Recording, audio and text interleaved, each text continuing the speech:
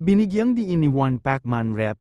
Michael Mikey Romero na ang Pantawid Pamilyang Pilipino Program for PAYS ng Department of Social Welfare and Development, DSWD, ay isang epektibong solusyon sa paglaban sa kahirapan na kinikilala at ginagamit din sa ibang bansa. Aniya, ang programa ay may mga kondisyong kailangang sundin ng mga benepisyaryo na hindi lamang nagbibigay ng pansamantalang tulong, kundi naglalatag din ng pundasyon para sa mas maliwanag at mas matatag na kinabukasan ng mga benepisyaryo. Alam mo ba na ang 4Ps o Pantawid Pamilyang Pilipino program ay isang napakalaking tulong para sa mga pamilyang Pilipino?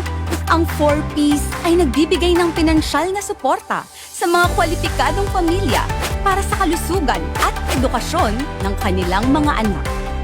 Sino nga ba ang mga kwalipikado?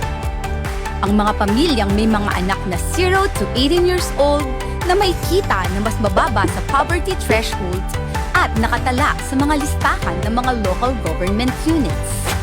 Ang mga pamilyang ito ay makakatanggap ng buwanang cash grants para sa pagpapagamot at edukasyon ng kanilang mga anak.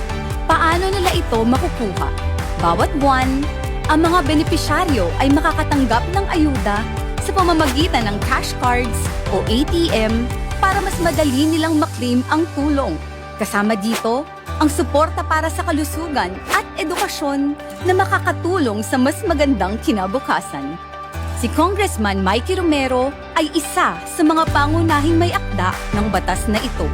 Ang kanyang pagsusumikap ay nagbigay ng bagong pag-asa sa libo-libong pamilyang Pilipino.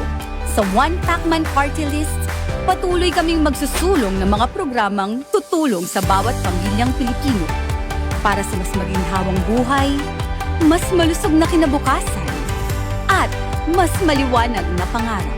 One Pacman, champion sa pag-aalaga ng bawat pamilya, champion sa sports.